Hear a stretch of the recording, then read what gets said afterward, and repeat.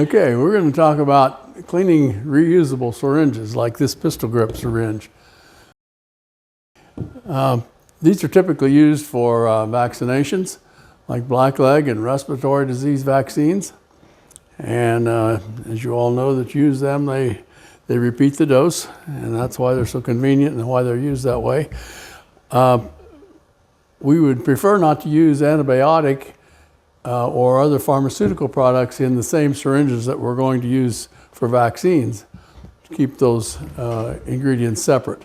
And typically, single-use, single-dose syringes like this are used for giving antibiotic shots or other pharmaceuticals like B vitamins or multimin, etc. And you can use a repeating pistol grip syringe for those pharmaceuticals like antibiotics and injectable dewormers, and but we'd prefer to designate those just for those pharmaceutical products and not use them for the vaccines and get the ingredients intermixed. So at the end of the day, after you've processed a group of cattle and you've got syringes you need to clean, a good method is to clean the outside of those syringes under the faucet with some really hot water and get them cleaned up. You can use a brush if need be. You can even use some mild dish detergent on the outside of the syringe if it's really needed. A lot of times that won't be necessary. We do not want to get any detergent or disinfectant inside the syringe. We don't want any of those residues to mix with our vaccines, our modified live vaccines.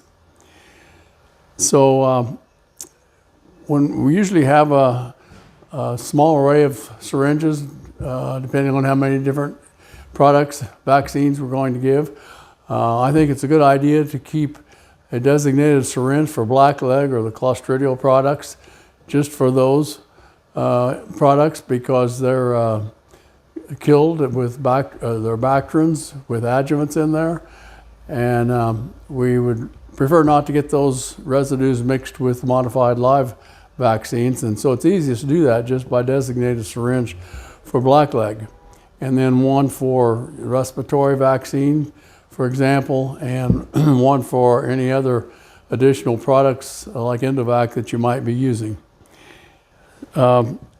After you've cleaned the outside of those syringes, you can draw up some water and flush out the inside. And we want to do that with water that's boiling water right out of the microwave. You can heat water 3 to 5 minutes in the microwave and get it to boil and bring it out and use that for cleaning the inside of the syringe. And it'll usually be around 180 degrees.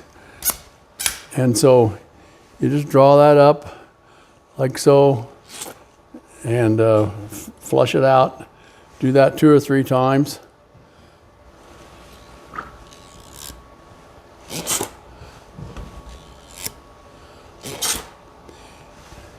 Then if necessary, if you really think there's residue that has collected inside, you can open the barrel and clean the inside of the barrel. And you take that apart, and so we clean the barrel inside and out, as well as the rubber piston, and with the same kind of water. And if you contaminate that with any of your cleaning, of course, you discard it and get new boiling water. Then when you finish cleansing the inside, we dry that off and air dry it, and put 2 to 4 drops of vegetable oil on the rubber so it'll move in there, or some PAM. This is like so.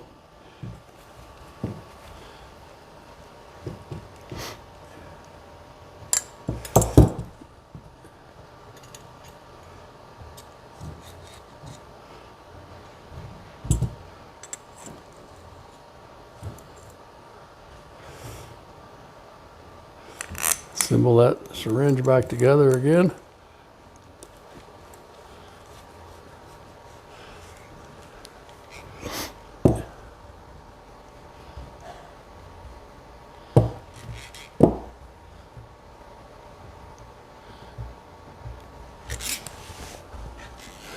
Flush it a couple more times.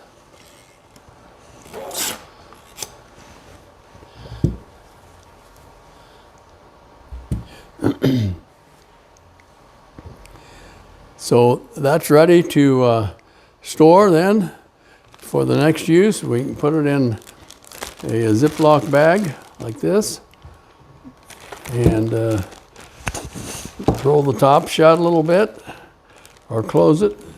Put that in a dust-free cabinet so that it doesn't get dirty, or some people like to put it in the freezer for longer term storage, and it'll prevent any mold from growing. When you do that, be sure and bring it out and allow it to warm to room temperature before using it, and it should be ready to go again. If you want to sterilize the barrel and the plunger, at some point you can put that in a pan of water and heat it on the stove to boiling. Boil it for 4 or 5 minutes. And usually that's not necessary each and every time, but sometimes we do that.